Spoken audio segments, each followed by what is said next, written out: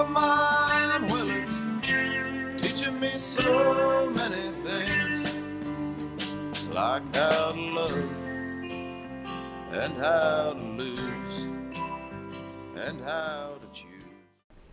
Well, hello, this is Linda Carbonneau, and welcome to another edition of Walking Through Life. Today I have a returning guest. I'm very, very excited, and I'm very proud of her. She is the author of Rosie, The current book is Rosie and Friends Positively Different, and I'm sure you know the first book was a different kind of safari. A different kind of safari, and it's about a hippo. But anyways, for the people that haven't seen that show, let's backtrack a little bit and talk about the adventure that you had with your son and how this inspired the book and, you know, things like that, because I'm sure people would love to hear about that. Well, the first book is based on some real life experiences that were just wonderful. Back in 2001, I went on safari with my son, who was 14 years old at the time. Doesn't seem possible, oh my goodness. But anyway, while we were on safari, we spotted a pod of hippos, which is pretty normal when in Africa. What was unique was one of them was actually pink, and she stood on the outside of the pod. And our guide, when we asked about this particular hippo, said that she was tolerated but not necessarily accepted by the herd. And my son really understood what that felt like, because he was given the diagnosis of Asperger's years ago, and he's wonderful. And unfortunately, you know, he had bumps in the road and kind of experienced something very similar to what Rosie is experiencing. Rosie is the hippo, and the hippo was named by my son right then and there when we spotted her, which was great. So she's been Rosie the pink hippo for years, and the first book was really about Rosie, about my son Ray, and that experience, and bringing that to life for others, which was great. And that's important. I like how you were talking about how he helped you write the book, and the inspiration that came both from him and for you to collectively to make this happen. Yes, Raymond is wonderful, and now a young man, and he's actually done an audio book, a version of A Different Kind of Safari as well, which was a real challenge for him, but you know, he did it, and it's great. It was a wonderful experience. He loves that he can share this story. He really does. We have to get him on Walking Through Life. Oh, we'll bring him down. Absolutely, he will love it. Yeah. He has been on Ann Barberino's radio show up in Burlington a couple of years ago, and enjoyed that, and just likes talking about it. I think he's very proud of it, and he should be. It was a great effort. Yeah. What a great story, a mother and a son working together like that. I think that's wonderful. And what I'm really, really excited about is that now you're processing it and you're thinking about doing a series. As a matter of fact, we have the very first book in that series here. And is that Rosie's Adventure? Yes, it's the series is called Rosie's Adventures, and this is the first book in the series. We hope to have the second book out in fall of 2017. So we're very excited, because there was such wonderful feedback coming from A Different Kind of Safari, and getting a lot of feedback. It's starting to come out now for Rosie and Friends Positively Different. So. But you can tell us the difference between Different Kind of Safari and Rosie's Adventure. A Different Kind of Safari takes about 20 minutes to read, so it's for the older crowd, probably 9 and up. Now there are children younger who have enjoyed it, and it's just been enjoyed by people of many different ages, but I would say that's the age group that book is geared for. The series is geared for the younger reader, 4 to about 9. Yeah. And I think that they're both a lot of fun, and that's the feedback. I try and make each book interactive in some way, and so far that's worked out very well. But there are also a lot of other activities that are available that are not in either one of those books. There is an adventure club on the website, which people go in, put in your first name and your email, you're given a password, it's very simple. Then you go, and there's a whole list of activities that are available without cost to anybody and everybody. They include a play, which is based on a different kind of safari that's available to teachers, after-school programs, and there's audio bites that come along with it. I would just encourage people to kind of explore so they can see it all, because I don't know that I can count on my memory to list everything. And what's the name of the website? It is rosiethehippo.com. Rosie's also on Facebook. So yes, I know Rosie has her own Facebook page. If you forget where to find her, where to find the website, if you just punch in Rosie on Facebook, I'm sure that page will come up. It's pretty easy to find. There are plenty of opportunities to email me with questions. If there's something you can't find or you just have a question, I'm more than happy to answer that. There's just a lot of information all over the place, and we're hoping to. Where's the time frame for writing these books? It really there's, I guess it just depends. It depends. My process really starts with just brainstorming, just free writing in a journal, ideas.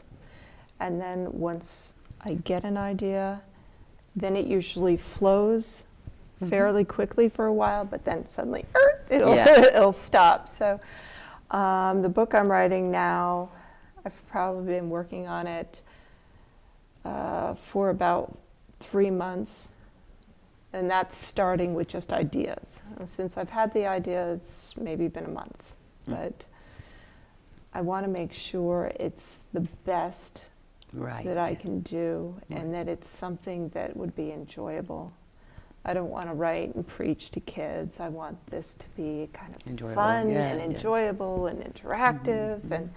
And really, Rosie has taken on her own personality. And so I kind of feel like she's my partner in writing these things. Right. But we also have introduced other characters, which is fun, and you can meet them on the website. You can meet them on the website too. Yeah. And Rosie and Friends, Positively Different. If you look at the cover, you will notice there's an ostrich that kind of wraps around the cover. And she is a new character, and she is, along with Rosie, the star of this book. But it's where, I mean, are these books also available in like libraries and stuff like that? We are getting them into some libraries. I would say to any library, if you're out there and you're interested in adding Rosie to your collection, contact me. If you're a library with limited funding, contact me anyway, because there are times when I can donate, and I'm more than willing to do that from time to time. So please don't let the funding piece stop you. That's great. I mean, that's a wonderful gift, you know. I remember when I was a child, just as a story, that I used to go to the library. I think I was 6 or 7. Of course, I didn't know how to read and write, and the school was having a problem teaching me. But the idea was to go to the library, listen to the stories, and maybe be able to identify things in the book and stuff like that. And it was a very great thing for me to be able to sit there and listen to the story being read, and here I am also looking at the pictures and identifying what they're saying. So it was a great tool for me to be able to learn, a different way of learning, and rather than, being able to comprehend what the wording was. Right. So, and I used to love it. I used to go in and see the books like this one or whatever. I'd see them right there, and I'd grab it up and I'd go to the library. Could you read this one? Could you read this one? And I didn't want to leave the library because there was so many great books, And I think a lot of times today it's kind of like overlooked a little bit, but I still think that children are really, really interested in reading. I really do. Yeah. And this is such a safari family that Yeah. has grown from a few characters to really including so much more. And it's been great. It's been really wonderful. And in testimonials or responses to the story, I feel that from people. Mhm. They read the story, they can relate to it, it's fun, there are discussion points that children bring up because they can relate to it. The stories help kids understand their feelings and express their emotions. That's so important, yeah. Oh yeah, because these characters deal with real life issues, and they work through it, and they help each other work through it. And it's a journey. Each situation is a journey for these characters, and to invite the kids to come along, even the adults. I had one response where an adult said, "And I cried. I cried. I love this book. I cried." And I thought, how wonderful is it that my son and this wonderful hippo connected and came up with this story. I mean, it just kind of fell into my lap because they had made the connection. And the connection happened halfway around the world. It's not at your doorstep always. And what a wonderful, wonderful gift. I mean, just been great. And you were going to share a little bit of the books with us. You were going to read a little bit for us. Sure, I can. I've got to put on my reading glasses because Yeah, I didn't bring mine. Get older, sometimes these are necessary. So this is Rosie. There's Rosie. And she is You just might want to wonderful. point it towards that camera. So. Oh, okay. So here's Rosie, the pink hippo. And I will read the back of the book. It'll kind of prepare you for what I'm about to read inside.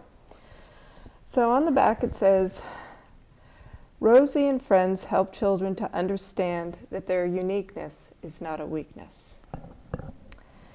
And opening doors to a world of learning, Rosie and friends, positively different, can be utilized in a myriad of fun classroom situations by combining fun and creative learning for children and adults alike. Positively different, an extraordinarily wonderful children's book that presents a refreshing perspective. Okay, here we go. Sorry, my lips are dry, so I'm Should have got you some water. stumbling. It's all right. I can. Bad host. I can get through it. This is the first 2 pages of the book, and I will read that and maybe flip to the back a little bit. But here it says, an explorer of sorts, Rosie the pink hippo often wonders what it would be like if she had been born a gray hippo and looked like all the other hippos in her pod. So here she is wondering. And as she's wondering, she's realizing a few things. So she's decided to come up with a few more questions that she's going to ask herself. And she asks herself, what if there was only one way of doing things? Would every single hippo be doing things the same way as herself? What if she could no longer see or experience differences? How would she learn? Well, she says to herself, I cannot imagine living in a world like that. Personally, I can't either. I think it would be very boring and very drab. Yeah. So, if you notice, as Rosie's talking to herself, there is somebody up here that's listening. And so this monkey listens, and so doesn't everybody else. And Rosie is realizing that while she's been talking out loud, she's had this audience up in the tree and now an audience over here. So they want to know a little bit more from Rosie. So as the book unfolds, this wonderful monkey asks, why is it important to celebrate differences? Rosie lets them know what she thinks, and she says, celebrating your differences is important because differences encourage us to explore new places, people, and things. Mm-hmm. They play a part in making the world an interesting and colorful place. Well, I totally agree. So they go on to explore everything that Rosie is saying. They ask her a few more questions, and they start thinking for themselves. What would it be like? Wow, how could I celebrate myself? And this elephant is wondering, how do you do that? I thought celebrations were birthday parties. Yeah. I thought people celebrated only when they were important. And so the discussion goes on. Rosie eventually shares that not only does she celebrate differences, but she is positively different. And some of the friends from a different kind of safari also join her in explaining about being positively different. And this is Eliza the zebra, which was a character in the first book. And she's very helpful in that she's helping an ostrich understand that she is positively different. So it goes on, and there she is. And I'll read what she has to say. She's a very wise zebra. Feeling vulnerable, the ostrich asks, but when you are noticed and seen as different, how do you get others to see you the way you see yourself? How others see you depends mostly on how you see yourself, Eliza says, looking into the puddle of water. The ostrich waits patiently for Eliza to continue. Realizing their friend is too busy admiring her own reflection to talk to the ostrich, TLC, which is this tender, loving crocodile, and Ray, my son, both from the first book as well, have a bit of wisdom to share. And they say, ostrich, we are all similar in some ways, but different in others. Awareness and courage are needed to recognize your own uniqueness and capabilities. So don't worry about being modest. How do you really see yourself, Ray asks. I think I do not know, the ostrich stutters. Baffled and embarrassed, the ostrich tells her new friends, I need a while to think. Take all the time you need, TLC says gently. There he is, and there's Ray, trying to help this ostrich feel better. And then something clicked. for me, I call those aha moments. So the ostrich says, no longer feeling nervous, her friends have helped her realize that she can choose to see herself differently. She had only needed to give herself permission to be herself, uniquely different from any other type of bird.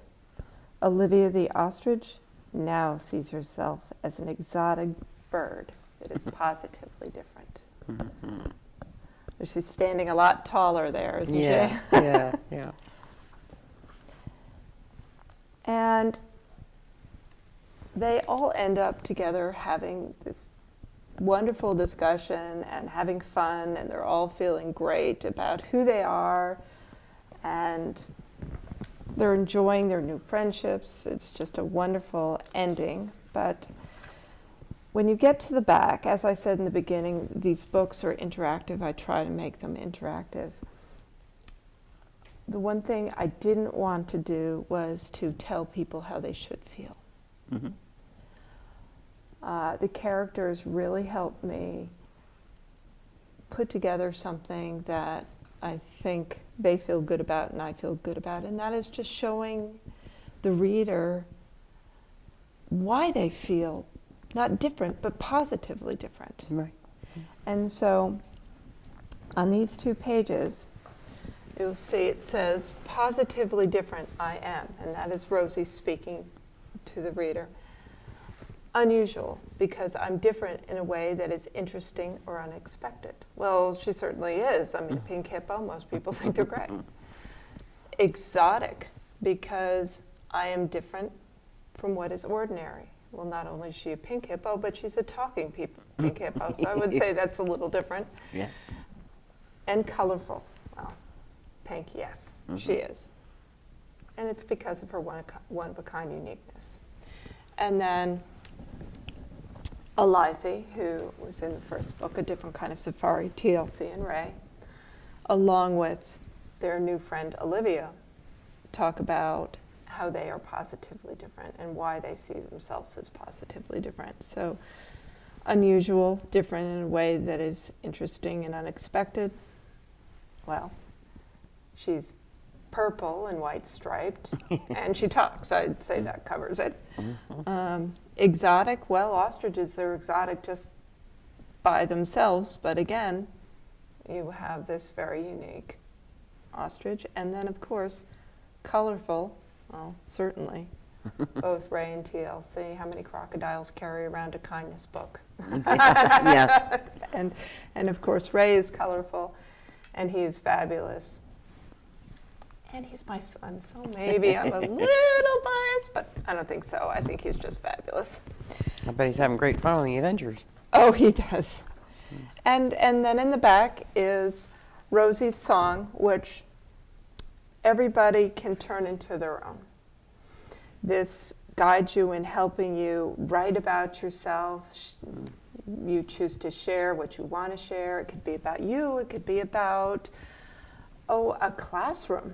You know, students in Mrs. Smith's class. It could be all about that group of kids. So using this in kind of the way that works for you is fun. And of course, there's Rosie saying, "This is the end." That's great, you know, Thank and you. I just want to encourage you to keep going. You know, I mean, this is a great tool for teachers, for parents, for kids themselves, for somebody like me, for anybody that needs. I really enjoy it, and I guess what I would say is, as long as I'm enjoying it, and I feel like this is something that I'm doing with the characters, with my son, that this safari family is growing and sharing, and it makes sense. That's kind of the motivation. That's what's going to keep it going. This is not about, well, I want to write 7 books and I want to make $1 million. I mean, that's. You have a purpose, in other words. This is mission, your purpose. yeah. This is Rosie's purpose. So, you know, Yeah. it always says follow your purpose, what you think your purpose is. I found mine here. I love it, you know. Yeah. And And there's other people that have found music or, whatever it is for them. But I'm really grateful that this is what your purpose has become. It's definitely an expression. It's something that I care about deeply. I believe in it, and I think it's great when people can share what they love. I mean, everybody seems to share hate very freely and judgment. I would like to see more of a global nurturing of these wonderful, special, loving messages. And I think that is what Ray and Rosie and their Safari family is definitely trying to do, trying to say to everybody, we're all here, we all share this world, and isn't that great? Challenges don't necessarily have to be problems if you keep your heart and eyes and mind open. There are many ways to do things, many ways to experience life. It's not a right or wrong necessarily. Right. And I think Rosie does a great job in sharing those kind of messages. Absolutely. Well, I know that once you get your next books done, that you'll come on whenever you get an additional. Sure. Come see us. Come, let us know what's happening with the website, and now we can find out more. Sure. Participate more. There are a lot of great things happening in January. Let's see. I believe I have an interview on the 18th, and all the information about that is on the website. If you're in the Williston area and have a child, the Williston School is going to have a wonderful event for parents. And parents, if they have their children, can bring them, because I will be there, and we will be reading about Rosie. We will be doing a lot of fun activities. We'll be singing. Nice. We'll be having a great time. So that's from 6 to 8 on the 30th at Williston Central School. So love to see people come there. That'll be great. And then I believe there is another interview the day after, and so all these things are happening, and I'll be headed to New York probably, I think the first week in April, and I'll be down in Charleston in February. So we're headed out all over the place. I would really love to hear from schools and teachers and after-school programs. I don't really want people to worry about cost, big costs attached to this. Just talk to me. This is about the kids. This is about sharing something that I believe in with children and with programs, and there's just a lot of opportunity out there to do it. I just need to hear from people. So absolutely, and I'll put as much information as I can under your title here, but then also at the end, so that people can find you better, and we'll put that all up there for you. But please, when you get anything that you would like to share and walk through life and with the audience, because I'm sure they're really enthused about what you're doing. Oh, We'd love to have you come back. Yeah, and I would love to bring Ray and have you meet Ray. I've heard all about Ray, but I haven't met him yet. It's so funny because he ended up being on, the news for Special Olympics medals. For you bowlers out there, I guess you might know what a turkey is. I always thought it was a bird. My son explained to me, being the bowling champ that he is, that a turkey is when you get 3 strikes in a row. Well, he said, so I got a turkey, Mom. I was like, Oh my goodness. Last time I bowled, and I kid you not, this is absolutely a true story. I picked up the bowling ball. I went, it was my turn. I swung the bowling ball back and I landed flat on my tush. Not once, but twice in a row. Needless to say, bowling is not. No, not the my one and only time I went bowling, actually, I went to go like this, and there was somebody standing, the ball landed on her foot. Oh no. I'm like, this ain't something I can do. Well, I should write a book about bowling. My bowling adventures. Yeah, Oh my my bowling goodness. adventures. I think people would be laughing too hard to get through the book. I mean, Yeah. but Raymond is, he's just wonderful because I can't wait to meet him. he's really. out in the community helping people. He is on the governor's committee for adults with special needs. Yes. He's just amazing, and I just couldn't be prouder. He's just amazing. Yeah. I'll brag about my son. Well, I can't wait to meet him anyway. Yeah, it'd be great. And thank you so much for coming back and sharing this with all of us. Oh. I'm sure, well, I sat back and wondered how you were doing or what you were doing, because I think the last time you talked about but you weren't sure. So Yeah. it's really good to hear. Yeah, there's a it's lot really of things, good. and it's really taking on a life of its own, Yeah. and I'm just enjoying the ride, and so grateful that I was invited to come on board. Seriously, I mean, it's great, but it's wonderful coming down and speaking with you and seeing you. You look fantastic. You really Thank you. do. You do too. Yeah. Thank you. Yeah. Thank you. Clothes can do a lot. Close, yeah, I know. Surprised. I'm putting on a fashion show pretty soon. Just Oh, haven't are come you? up- Yeah. I'm going to do hey, I'm fabulous, you know. I am fabulous, beautiful, wonderful, happy girl. And I have a style, and I want to show it off. I think you should. I think you should. I will. I'm going to. Oh, that's I good. got a whole wardrobe at home. Of course, I would be able to do it all in one day, you know. Yeah. You know, yeah. a couple times or whatever. But I'll have to send you that link to that show too. Oh, that would be great. That would be so much fun. That would be so much fun. Yeah. Well, Helen, thank you so much, and look forward to having you back soon. I look forward to coming back, and thank you so much for having me. Well, this is Linda Carbonell with guest Helen Hipp, and give a shout out, and you'll see this show obviously on CATV. So just send an email to Helen or myself, and if we can answer any questions, I can give I can refer you to her or ask her if you want. Or if any kids have any questions There you about go. Yeah. hippos, we would love to hear from you. And if you're looking to play a game, there is a game on the website, and it's a hippo game, and it's Rosie's game. So come play with us. That sounds like fun. I might have to go check that out myself. It's too. a lot of fun. Yeah.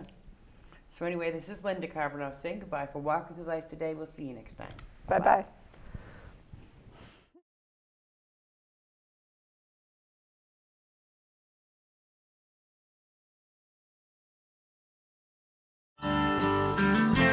Walking through this life of mine, well, it's teaching me so many things, like how to love and how to lose and how to choose.